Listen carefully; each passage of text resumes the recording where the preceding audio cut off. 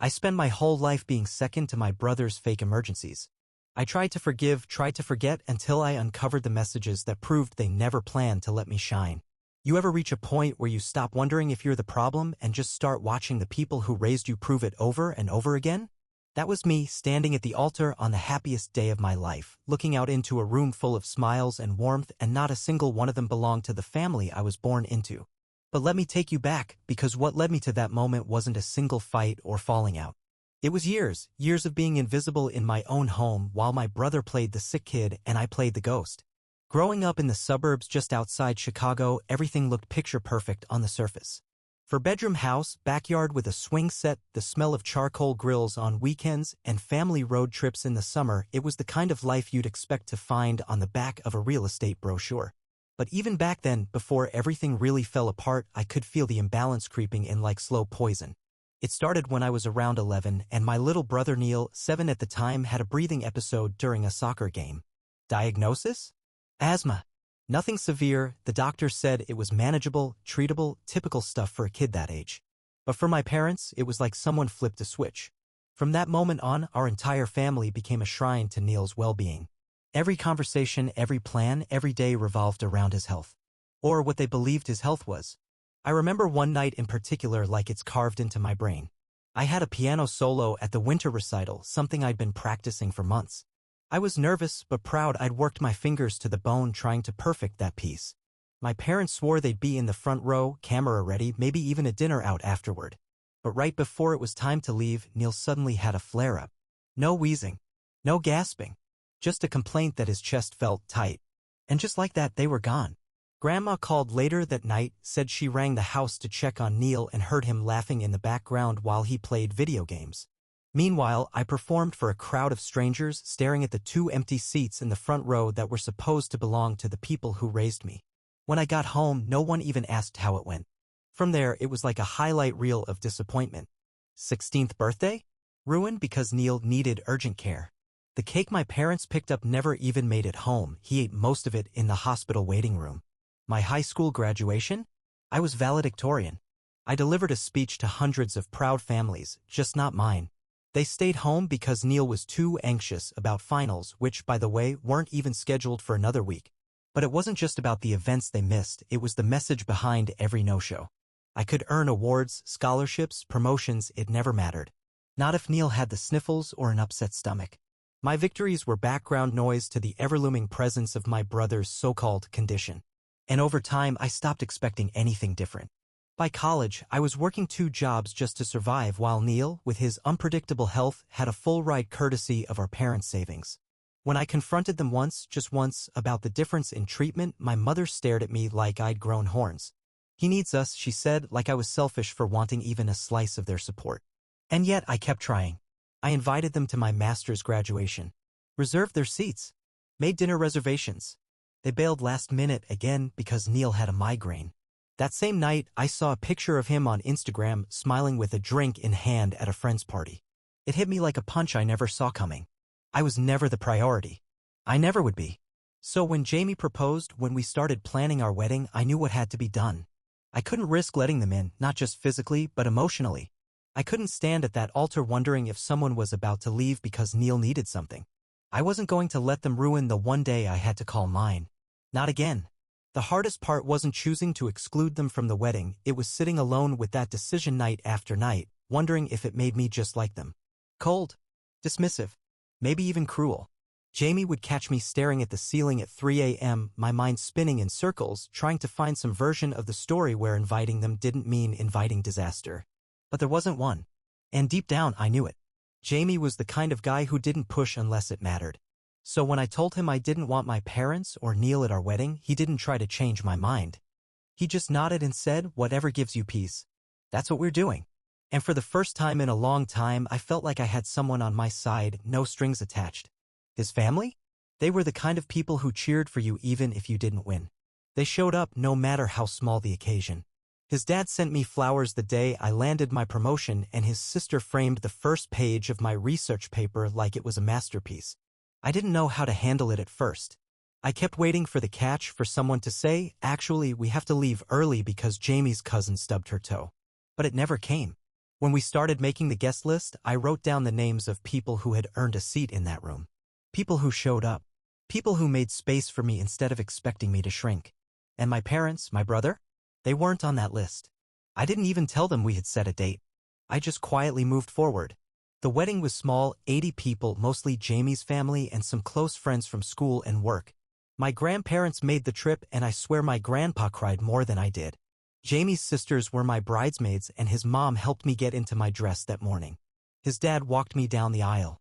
It was like being adopted into the family I always wanted but never had. For the first time in my life, no one left early. No one checked their phone mid-speech. No one whispered about how someone wasn't feeling well. Everyone was present. And it felt like magic. But magic doesn't last long, not in my world. A few days after the wedding, the silence broke like glass. My cousin, bless her heart, posted a photo from the reception, me and Jamie beaming under a canopy of string lights, dancing like we had the whole world to ourselves. And just like that, my phone lit up like a Christmas tree. Text after text. Voicemails. Emails. Most of them from my parents, some from relatives I hadn't heard from in years. My mother's voice cracked through the speaker like she was mourning a death. "How could you do this to us?" she said. "You've always resented your brother, and now you're punishing us for it." My father took a different angle. He accused me of humiliating them, of making them look bad in front of the extended family. "You're selfish," he said. "Always have been." I didn't respond. What could I say that hadn't already been ignored for 20 years? That I was tired of being second place in a race I never signed up for? That I deserved one day where the world didn't stop turning because Neil had a sniffle? But it didn't stop there. Turns out my mother had been telling people that Neil's health had taken a turn after learning about the wedding. Said he was hospitalized from stress. Funny thing, though, my cousin Kay called me a day later and said she saw Neil that same day at a baseball game, laughing and drinking with his buddies like he didn't have a care in the world. It was like a switch flipped inside me. Not anger, no, I was well past that. What I felt was something colder. A kind of numb realization that my family wasn't just blind to my pain, they were willing to lie to justify it. To manipulate the people around them so they wouldn't have to face what they had done to me. That's when Jamie's mom stepped in. A pediatric nurse with 30 years of experience in respiratory conditions, she called my mom to try and build a bridge. She didn't attack, didn't accuse. Just gently pointed out that Neil's condition didn't line up with his lifestyle. Hiking, rec league sports, 10K runs, it didn't quite match the picture of someone too fragile to sit through a wedding. My mom hung up on her. Then, in a wild twist, called Jamie's sister to complain about his mom meddling in private family business. And just like that, it all came rushing back. Every ruined birthday, every dismissed award, every lonely milestone where I had to clap for myself because no one else would. I remembered standing in front of my mirror at 17, dressed for homecoming, waiting for my parents to return from another emergency with Neil. They never did. Neil had gas. Gas. And I missed my night entirely. You know, memory is a funny thing. You think you've moved past something, buried it deep enough that it can't hurt you anymore, and then out of nowhere, a detail resurfaces and suddenly you're 17 again, standing alone in a homecoming dress that never saw a dance floor. Still waiting for parents who prioritized a gassy stomach over their own son's once-in-a-lifetime night. That dress hung in my closet for years, tags still on it like a scar no one else could see. Funny how something that simple can hold so much weight. After the wedding, when the fallout started spreading like wildfire through my extended family, I got a call from my aunt, my mom's older sister. She started out angry, said I'd embarrassed the family. But as I began to lay out incident after incident, explaining how each emergency had cost me another memory, another milestone, her tone shifted. She went quiet. Then she said something I didn't expect. "Your mom, she's always made everything about Neil." I noticed it. We all did. That sentence hit like a truck. I wasn't crazy. I wasn't dramatic. I was just the kid no one stood up for. My aunt recalled a family reunion a few years back, the same weekend I'd been promoted to lead a research team. I remember being excited, not because I expected a big reaction, but just because I thought, maybe this time. I brought it up at dinner, trying not to sound like I was bragging. Before I could even finish, my mom cut me off to tell everyone that Neil had just gotten a part-time job at a grocery store. The conversation shifted immediately. It was like I'd never spoken.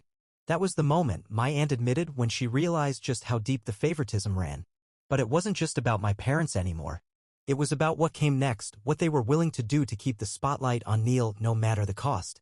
Because after the wedding, Jamie's parents hosted a small dinner for extended family who couldn't make it to the ceremony. It was a beautiful, casual evening, no pressure, just good food and warm conversation. During dessert, Jamie's father stood up, raised his glass, and gave a toast. He spoke about me, about my education, my work, how proud they were to welcome me into their family. It was the kind of thing I'd dreamed of hearing my whole life. And yet, as he spoke, I found myself struggling to hold it together. Not because I wasn't grateful, but because I realized how starved I'd been for that kind of acknowledgement. It felt alien. Like I didn't know how to receive pride unless it was attached to someone else's misfortune. In the days that followed, I muted my parents' messages and let their angry voicemails pile up untouched. I needed space to think, to breathe, to figure out if there was even anything left to salvage between us. That's when my cousin Kay reached out again. She had something she said I needed to hear, something she'd been holding onto for years. We met at a coffee shop, and after a few minutes of catching up, she leaned in and said Neil used to fake it. At first, I didn't understand. Fake what? She told me that back when they were teens, Neil got drunk at a family barbecue and started bragging, said he could get out of anything by playing sick. Claimed it was almost like a game to him. If I had an event coming up, he'd make sure to have an episode. He laughed about it. Said he hated how much attention I got when something good happened to me. Said all he had to do was look a little pale or say he felt dizzy and Mom would drop everything. I sat there in that cafe, clutching my cup like it was the only thing keeping me grounded. Kay apologized for not telling me sooner, said she didn't want to get caught in the middle of a sibling war. But after everything with the wedding, she felt I deserved the truth. As if that wasn't enough, she pulled out her phone and showed me something else, screenshots. Texts from my mother the week before the wedding. She and Kay had been talking more lately, trying to patch up some family tension. In those messages, my mom was scheming. Scheming. Before even knowing they weren't invited, she was already planning a distraction. She said she was worried about how Neil might react to the wedding attention being on me. Talked about possibly having him not feel well during the ceremony just in case anyone needed a reminder of what really matters. I felt sick. Everything I'd suspected, every fear I tried to talk myself out of was real. They would have sabotaged my wedding. They would have done it smiling. Kay shared the messages with other family members, the ones who'd originally criticized me for excluding my parents. Some of them reached out later and apologized, said they didn't know the full story. One even said, "I don't blame you anymore. I wouldn't have invited them either." And yet, despite all of this, I still tried one more time. I texted Neil. Asked if he'd talk. No answer. Kay told me she confronted him herself after our coffee. He got defensive. Said she was taking my side. Told her she didn't understand. But maybe, deep down, he knows the truth. He was never sick. He just needed the spotlight. And my parents? They gave it to him without question, over and over again, even if it meant breaking their other child piece by piece. I wish I could say that after all that, after the wedding, the texts, the truth finally bubbling up through years of silence, I found peace. I wish I could tell you that confirming what I'd always suspected brought closure. But it didn't. If anything, it cracked open wounds I didn't even realize I was still bleeding from. Because what do you do when you realize your own parents were willing to orchestrate pain just to keep the family narrative intact? Not protect, not misunderstand, orchestrate. That's a kind of betrayal that doesn't come with instructions. A week after that meeting with Kay, I got a voicemail from my dad. I didn't listen to it at first. Just watched it sit there on my screen like a weight I wasn't ready to pick up. But curiosity gets the better of all of us eventually. When I finally played it, I just sat there staring at the wall while his voice rang in my ears. He said I was tearing the family apart. That Neil was suffering from health complications brought on by the stress of exclusion. That a real daughter would apologize for causing so much pain and make amends before it was too late. No mention of the texts. No acknowledgement of Neil's lies. No ownership of a single choice they'd made. Just guilt. Just pressure. Just another attempt to turn me into the villain of their carefully constructed story. I didn't respond. I couldn't. I wasn't going to explain myself anymore to people who had never bothered to understand me in the first place. Jamie was the one who reminded me to breathe, to ground myself in the present. He's always had this quiet strength about him, this ability to see straight through the storm and remind me of the solid ground under my feet. When I told him I was starting to question everything, whether I'd overreacted, whether I should have just let them come to the wedding, he took my hand and said, "You're allowed to protect your peace. Especially from people who've never protected yours." His mom suggested therapy. I hadn't even thought of it. It felt too dramatic, too serious. But she looked me in the eyes and said, "This kind of thing doesn't go away just because you survive it. It stays unless you dig it out." And maybe she was right. Because as much as I wanted to move forward, to let it all go and just be done, I couldn't ignore how deep the roots went. I couldn't ignore how every time something good happened in my life, part of me still braced for it to be ruined. It was muscle memory by now. Survival instinct. A reflex built from years of being told, without words, that I didn't matter as much. The real gut punch came a few days later. Another call from Kay, voice low and hesitant. "Remember that summer science program you missed?" she asked. I hadn't thought about it in years. I'd gotten a scholarship to a prestigious summer lab series at a university a few hours away. It was my dream at the time, a chance to work with real researchers to put my future on the fast track. But just days before I was set to leave, Neil had a flare-up so serious my parents said that I needed to stay home. "Family comes first," they told me. "We'll do something even better next year." There was never a next year. Kay told me Neil had faked that too. Admitted it to her years later. Said he didn't want me to go. Said he didn't like how excited everyone was about me. So he feigned shortness of breath. My parents saw the panic in his eyes and snapped right back into crisis mode. I never even got to say goodbye to the opportunity. And here's the worst part, I never fought them on it. I never screamed or begged or packed my bags anyway. I just nodded. Accepted it. Swallowed the disappointment like I'd been trained to do. Because deep down I'd already learned the lesson: if Neil needed something, I disappeared. I tried to reach out to him again after that. Not out of kindness, not to forgive, but because I needed to hear him say it. I needed confirmation. He didn't respond. Not a word. And that silence said everything. Jamie kept reminding me that healing wasn't going to come from them. That it was going to have to come from me. From choosing to live differently. To stop carrying the weight of their dysfunction just because I was used to it. It's a strange thing, grieving the parents you still technically have. But that's what it was, grief. Not just for the past, but for the fantasy of what I'd always hoped they'd be. And grief, as I'm learning, isn't always loud. Sometimes it's quiet and slow and comes in waves when you least expect it, like when someone praises you at work and your first instinct is to shrink. Or when you receive an invitation and have to fight the impulse to assume you'll somehow be excluded last minute. But slowly, with Jamie's help and his family's open arms, I started to build something that felt real. A life not built around managing someone else's emotions. A home where accomplishments were celebrated without someone faking an emergency. The real turning point came when we decided to move. Jamie got an offer at a research institute in Boston, and I landed a dream job at a biotech firm. It felt like a clean slate. A fresh chapter. One where I didn't have to explain my absence from the past, I could just be present in the now. Then, out of nowhere, an email came in. Subject: "I'm sorry." It was from Neil. I must have stared at Neil's email subject line for a solid 10 minutes before I could bring myself to click it. "I'm sorry." Just those two words after years of silence, sabotage, and pretending. My hands were shaking, part from anxiety, part from something else I didn't want to name yet: hope. Dangerous thing, that one. When I finally opened the email, I wasn't sure what to expect. A half-hearted apology? Another excuse? Some twisted version of events where I was somehow to blame for everything that went wrong?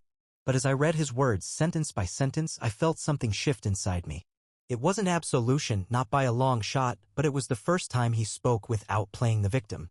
Neil started by saying he'd been in therapy. Said it started out as a way to deal with anxiety and depression, but somewhere along the way, his therapist started asking questions that peeled back more than just surface-level stuff. He said he finally started seeing the pattern, how being sick had become his identity.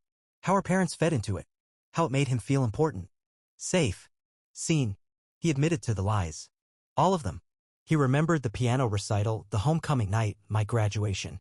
He admitted to faking symptoms before the summer science program and said it wasn't because he hated me, but because he hated how forgotten he felt when I was in the spotlight. He said the more people clapped for me, the more he panicked that they'd stop seeing him. And the one thing he knew, one thing that never failed, was that if he got sick, everyone would come running. He said our parents taught him that. Not directly. But through every reaction, every dropped plan, every whispered, "Neil needs us," they taught him that love meant urgency. And he learned how to manufacture it. But what hit the hardest wasn't the confession, it was what came next. He said he read my cousin's texts. The ones where Mom had planned to sabotage the wedding. Said it made him physically ill. He hadn't believed it at first, didn't want to. But the screenshots were there. Plain as day. Proof that our mother hadn't just been manipulated by his act, she'd become complicit in it. "She wanted to make sure you didn't feel too special," he wrote. And I let her. Neil said he knew what he did was wrong. He said he'd known for years but didn't know how to stop. That pretending to be sick became easier than being real. That part of him always thought if he ever came clean, the damage would be too deep. But after seeing the fallout from the wedding and seeing our family's reaction, he realized he couldn't stay quiet anymore. He didn't ask for forgiveness. That mattered to me. Because asking for forgiveness puts the burden back on the person you hurt. And for once, he wasn't doing that. He just said, "I'm sorry for stealing moments that belong to you." He said he didn't expect me to respond. Just hoped that one day we might sit down and talk. Without our parents in the middle. Without the history clouding the room. Just us. Just truth. I forwarded the email to Jamie, who read it and sat in silence for a long time. Then he said, "I think he means it. But you don't owe him anything." And he was right. I didn't.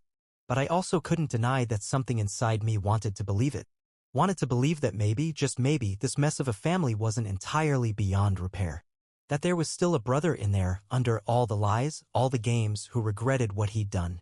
A few days later, Jamie and I packed up and moved to Boston. New jobs, new apartment, new everything. It felt like standing in the sun after a long winter. The kind of beginning that doesn't erase the past, but makes it quieter somehow.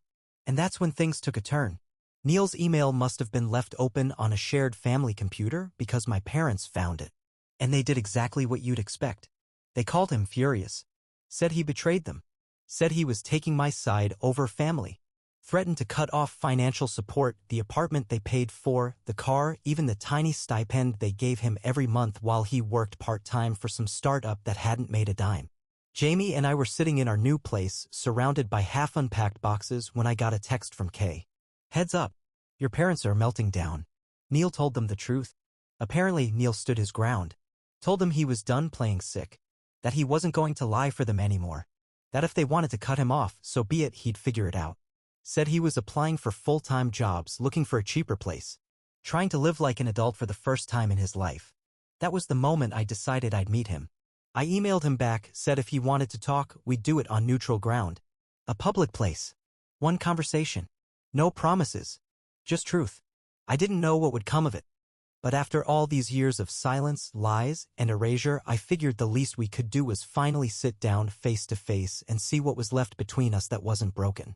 We met at a coffee shop in Cambridge, one of those quiet little places tucked between bookstores and bike racks where the air smells like espresso and pencil shavings. I got there first, sat facing the door, hands wrapped around a paper cup that had gone cold long before Neil walked in. He looked smaller than I remembered, not physically but in presence. No dramatics, no attention-seeking posture. Just a guy in a hoodie and jeans, head down, moving like he was carrying the weight of his own choices. When he sat across from me, neither of us spoke right away.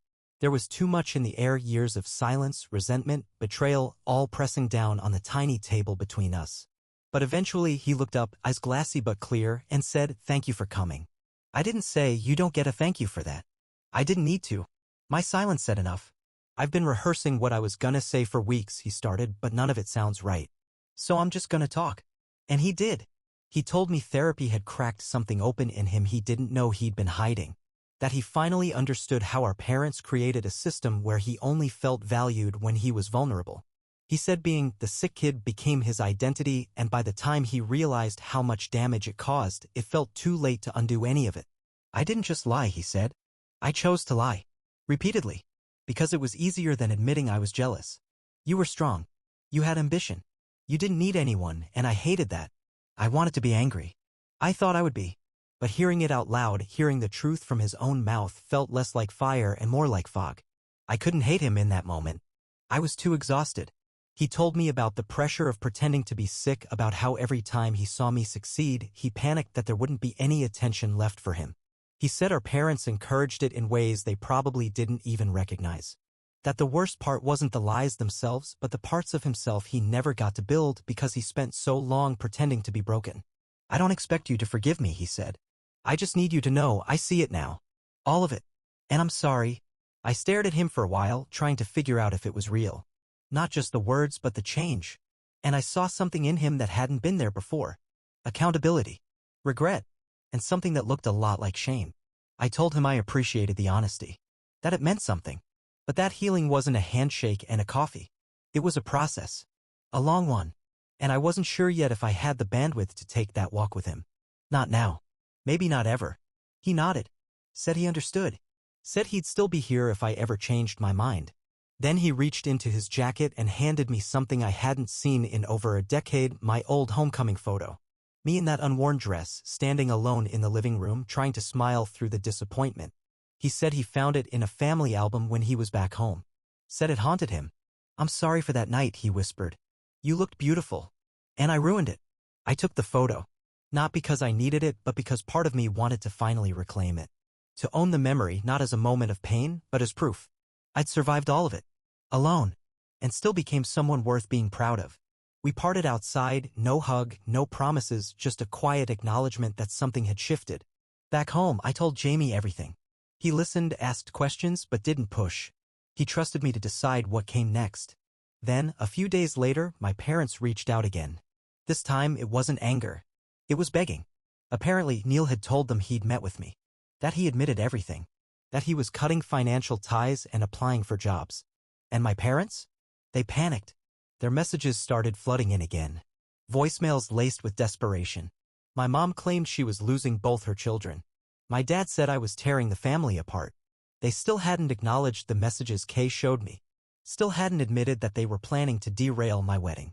Instead, they were focused on the stress they claimed Neil was under. Said he was too unstable to be left on his own. That if anything happened to him, I'd have to live with it. There it was again, the emotional hostage-taking. The manipulation. The refusal to accept blame. Jamie's mom offered to call them again. This time not to mediate, but to intervene. She'd seen cases like this before, she said. Parents who built an identity around a child's fragility. Who couldn't let go of the crisis narrative because it made them feel needed. But I stopped her. "I'm done talking around them," I said. "They can deal with silence." And I meant it. We were finally settled in Boston, our new home taking shape, our lives rooted in honesty instead of guilt. And I wasn't about to let them drag us back into the emotional quicksand they spent decades building. The next week, Jamie and I walked along the Charles River. It was chilly but clear, and for the first time in what felt like forever, I didn't feel like I was bracing for impact. I had space. I had clarity. I had peace. And maybe, just maybe, I was ready to figure out what life could look like without carrying the weight of people who never once helped me stand. The silence from my parents didn't last, not really.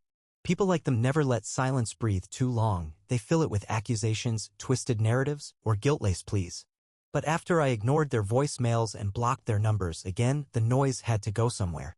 And it did, straight into the ears of anyone who would listen. Apparently, according to the version they've been spreading around, I was manipulating Neil. Turning him against the family.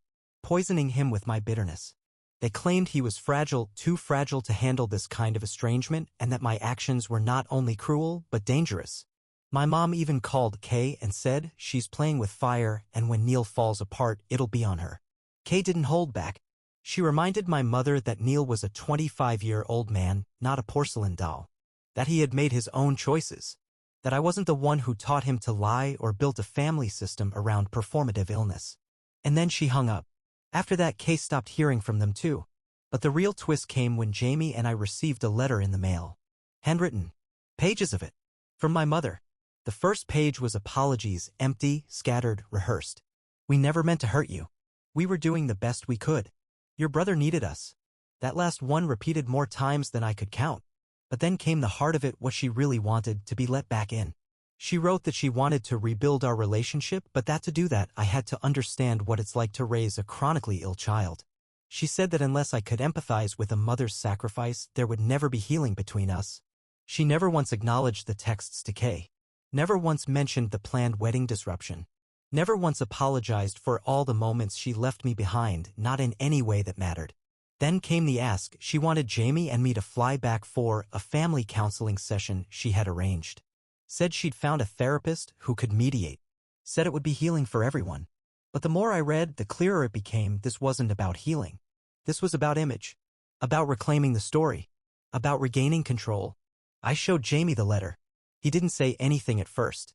Just reached for my hand, held it for a long time, then finally said, "You don't owe them that. You don't owe them anything." Still, I couldn't shake the restlessness it stirred up. Not because I wanted to reconcile God, no, but because I realized how long I'd spent waiting for them to change. For them to see me. For them to say, "We were wrong." And that wait? It was its own form of prison. I'd spent so long trying to prove I was worthy of something they were never going to give. And for what? Meanwhile, Neil started sending me updates, short, infrequent messages like he didn't want to overstep. He told me he'd moved into a studio apartment across town, that he'd started working full-time for a startup logistics firm. Said it wasn't glamorous, but it was his. He said he was learning how to cook for himself, how to budget, how to handle bad days without pretending to be sick. One night, he sent me a photo of himself at a team-building event, just a group of co-workers at a bowling alley, beers in hand, smiling without pretense. For the first time, I saw Neil not as the sick kid, or the manipulator, or the shadow I had to fight for space against. I saw him as a guy trying to become someone better. We met for coffee a second time. This time, he didn't apologize again. He just talked. Asked about Boston, my job, the projects I was working on. He actually listened. And when he talked about his own life, it wasn't self-pity, it was ownership. For once, he wasn't trying to perform. He was just showing up. Before we parted, he said something that stayed with me. I don't think I deserve to be your brother. Not after everything. But if you ever want one, I'll be here. Not trying to be rescued. Not asking for anything. Just here. That night, Jamie and I sat on the floor of our new apartment, splitting takeout cartons, and I asked him something I hadn't said out loud before. Do you think people like my parents ever realize what they've done? He took a long breath before answering. I think some people spend so long building their version of reality, they'll do anything to protect it. Even destroy the truth. And there it was. The thing I needed to hear. Because their version of reality, the one where Neil was helpless and I was selfish, was crumbling. Not because I destroyed it, but because they couldn't control it anymore. We were building something new. Me and Jamie. Me and Neil, maybe. And they weren't invited into it until they learned how to show up without trying to steal the stage. For the first time in my life, I wasn't chasing my family's approval. I was creating my own. And that was the beginning of something real. You ever stand at the edge of something and realize the cliff you were afraid to leap from was never that high to begin with? That was me, a few months into our new life in Boston. Looking back at all the damage, the years of walking on eggshells, the missed birthdays and milestones, and finally seeing it for what it really was. Not my fault. Never was. Closure doesn't show up like it does in movies. There's no emotional montage. No final confrontation where everyone cries and hugs and forgives. Sometimes it's quieter. Sometimes it's waking up in a home you chose, beside a person who sees you, and realizing that's enough. That you don't need the applause of the people who never clapped for you in the first place. One afternoon, while walking home from work, I passed a park where a little boy was learning to ride his bike. He kept falling, and every time, his dad picked him up, dusted him off, and said, "You've got this, buddy." I stood there longer than I meant to, just watching. Not because of the kid, but because of the way his father knelt beside him, calm, proud, patient. And I realized then, that's what I'd been chasing. Not that exact moment, but that feeling, the one where someone chooses to stay even when it's inconvenient. That's what Jamie did for me. That's what his family gave me. That's what Neil, in his own messy, imperfect way, was starting to offer. And my parents? They made their choice too. When the lies stopped working, they turned to pity. When pity didn't bring me back, they turned to rage. And when rage didn't get a response, they turned to silence, finally. No more letters. No more voicemails. No more indirect messages from extended family. Just quiet. Part of me thought the silence would feel like abandonment. But it didn't. Felt like peace. Neil and I kept things light. Occasional texts. A shared lunch once a month. I didn't ask too much of him, and he didn't expect more than I could give. It was a start. Not a perfect one, but a real one. And for now, that was enough. Then came the unexpected. One night, out of nowhere, I got a message from an old coworker from my hometown. We weren't close, but she'd grown up just a few blocks from me and still followed my mother on Facebook. She said, "Hey, I thought you should know your mom's been posting about you." I braced myself, but what I read wasn't what I expected. It was a public post. Long, rambling, vague enough to protect her image, but clear enough that anyone who knew the history would understand. She wrote about a daughter who taught her the meaning of boundaries, and how losing access to someone doesn't always mean losing love, but sometimes it means learning the cost of control. She didn't apologize. She didn't name me, but for the first time she admitted, in her own twisted, sideways way, that she had contributed to the rift. And that was the closest thing to accountability I was ever going to get. I didn't reach out. I didn't respond. I just let it be. Because sometimes, moving on doesn't mean fixing everything. It means accepting that some things stay broken, and that's okay. Jamie and I celebrated our 1-year anniversary a few weeks later. Small dinner, no speeches, no distractions. Just us. Afterward, he handed me a gift. Small, wrapped in simple paper. Inside was a photo frame. It held 2 pictures. One was from our wedding. Me laughing mid-dance, hair a little messy, eyes lit up. The other? That homecoming photo. Same girl, different time. Still trying to smile, still standing alone. But this time I wasn't ashamed to see her. I didn't want to hide that part of myself anymore. Because that version of me, tired, overlooked, worn thin from hoping, that version still stood. She still dreamed. She still made it here. I looked at Jamie, choked up and said, "I never thought I'd feel like I was enough." He pulled me close and whispered, "You always were. They just couldn't see it." And in that moment I knew. The girl in that old photo, she didn't need her parents to finally clap. She just needed to become the woman who could clap for herself. And now she had.